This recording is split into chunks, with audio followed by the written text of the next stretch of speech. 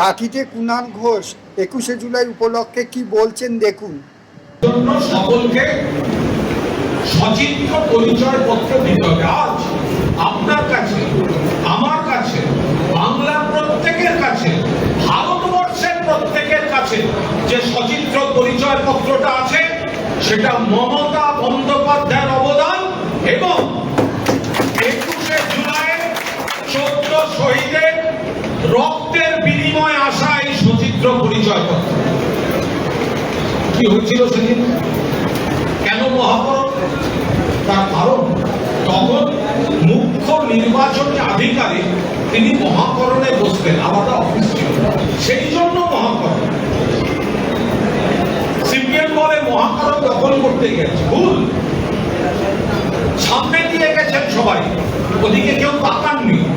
আর যদি সেদিন এত লোক ছিল মহাকরণ দখল করার হতো, তাহলে কারোর ক্ষমতা ছিল না সেটা ঠেকায়, সেই দিনই দখল হয়ে যেত। কিন্তু গণতন্ত্রে এটা হয় না, মমতা ব্যানার্জি সেটা করেন। ঘটনাচক্রে খুব কাছ থেকে 21শে জুলাই 1993 দেখার সুযোগ আমার হয়েছে। আমি তখন আজকাল কাগজে ছাত্র রাজনীতি একপ্রস্ত হয়ে গেছে, চাকরি জীবনে ঢুকেছি। আমার কাজ সকাল থেকে মমতা বন্দ্যোপাধ্যায়ের সঙ্গে থেকে কভার। বাড়ি থেকে শুরু করেছিলাম, মেয়র রোডে একপ্রস্ত মারামারি করলো গুন্ডারা আর পুলিশ। সেখান থেকে মমতা ব্যানার্জি বেগম রোডে গেলেন, ওখানে মমতা ব্যানার্জিকে খুন করার চেষ্টা হয়েছে। মমতা ব্যানার্জিকে ঠেলে নিয়ে গেল একদিকে, মঞ্চটা ভেঙে দিল, মাইকের তার কেটে দিল, গুলি বোমা চলছে। মমতা ব্যানার্জির দিকে দুজন রিভলভার তুলেছিল, বন্দুক তুলেছিল, দুজন পুলিশ। যিনি মমতা ব্যানার্জিকে বাঁচিয়েছিলেন তিনিও কিন্তু এই পূর্ব মেদিনীপুরের একজন মাইতিদা। মাইতিদা ছিলেন পুলিশ অফিসার, মমতাদের পার্সোনাল সিকিউরিটি অফিসার, পিএসও। যখন সিপিএম এর পুলিশ ওই ভিড়ের মধ্যে বন্দুক তুলেছে, মাইতিদা তার সার্ভিস রিভলভার বার করে বলেন, এবার আমি গুলি করতে বাধ্য হব, কারণ আমার দায়িত্ব হচ্ছে ওনার জীবনটা বাঁচানো।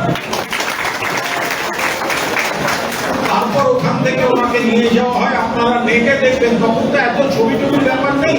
আপনি দেখবেন যে একটা ট্রাফিক পুলিশের স্ট্যান্ডে প্রথমে মমতা দিকে বসানো হলো, আস্তে আস্তে তিনি অচৈতন্য হয়ে গেলেন।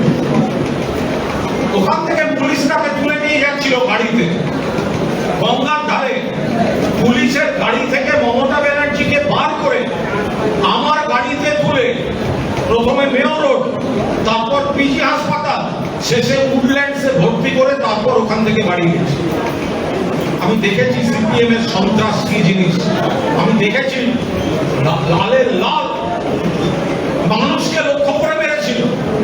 রাজনৈতিক কর্মী, কোন সমাজ বিরোধী ছিল না। পুলিশ হসপিটাল একজন ইনজুয়ার্ড পুলিশকে দেখাতে পারেনি, একজন ইনজুয়ার্ড পুলিশকে দেখাতে পারেনি। সিপিএম যেটা বলে হামলা করেছিল, তো পুলিশ হসপিটালে কোনো ইনজুরি রিপোর্ট সেদিন ছিল না। এমন পরিস্থিতিতে মমতা বন্দ্যোপাধ্যায় কিন্তু একটা ইতিহাস করলেন। কিসের ইতিহাস?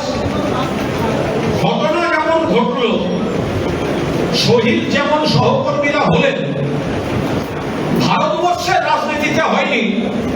মমতা বন্দ্যোপাধ্যায় একটু সুস্থ হওয়ার পর থেকে শহীদ পরিবারগুলিকে কিভাবে পাশে দাঁড়ানো যায়, ব্যাংক অ্যাকাউন্ট খোলা হলো, কবি সুভাষ মুখোপাধ্যায়ের নেতৃত্বে কমিটি করা হলো, প্রত্যেকটি পরিবারকে আর্থিক সাহায্য, পর্যায়ক্রমে চাকরি। শহীদ পরিবার, তাদের সম্মান দিতে হয়, তাদের পাশে দাঁড়াতে হয় 93 সালের শহীদদের। এবং তারপর থেকে ক্রমাগত যারা হয়েছেন, মমতা বন্দ্যোপাধ্যায় এই দায়িত্ব পালন করে চলেন। তারপর থেকে সমানে 21শে জুলাই আমাদের কাছে শহীদ তর্পণের দিন। আজকে যারা নতুন এসছেন, অনেক কম বয়স, স্বাগত রাজনীতিতে। এখনকার লড়াই যেমন লড়তে হবে, তেমনি পুরনো লড়াই, সিপিএম এর সন্ত্রাস, এগুলো জেনে নিতে হবে। মানুষ করিয়ে দিতে হবে, মানুষকে মনে করিয়ে দিতে হবে। রাজনীতিতে চরিত্রটা বদলেছে বিরোধীদের। এখন আমাদের সামনে মূল শত্রুকে, মূল শত্রু বিজেপি। কিন্তু তার আড়ালে যেন সিপিএম হারিয়ে না যায়। যে দীর্ঘদিন সিপিএম এর রাজত্বে যে অত্যাচার, যে অনাচার, সন্ত্রাস, একের পর এক গণহত্যা, গণধর্ষণ, দুর্নীতি, অপশাসন, দলবাজি, সেগুলো মানুষকে মনে করিয়ে দিতে হবে। নতুন জেনারেশনকে ইংরেজি পড়তে দেয়নি, ইংরেজি তুলে দিয়েছিল।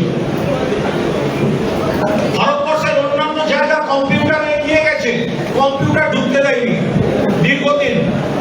8-এর দশকে আমাদের ঘরের ছেলেরা অন্য রাজ্যে চলে গেল আইটি করতে। আমাদের আইটি তো অনেক দেরিতে শুরু হয়েছে সিপিএম এর জন্য। এগুলো মানুষকে, নতুন প্রজন্মকে মনে করিয়ে দিতে হবে। কারা মনে করাবে? 100 বার জ্যোতির্ময়রা মনে করাবেন, যারা সিনিয়র। কিন্তু ছাত্র যুবকে এগিয়ে আসতে হবে এগুলো মনে করাবার জন্য। কঠিন সন্ধিক্ষণ চলছে দিল্লিতে। বিজেপি সব রকম লোক ডাক বার করে বাংলা। আমাদের ভিডিও ভালো লাগলে লাইক ও শেয়ার করুন, কমেন্ট সেকশনে গিয়ে জানান আপনাদের মতামত। আরও ভিডিও পেতে চ্যানেলকে সাবস্ক্রাইব করুন। প্রতি মুহূর্তে খবরের আপডেট পেতে প্রেস করুন বেল আইকন।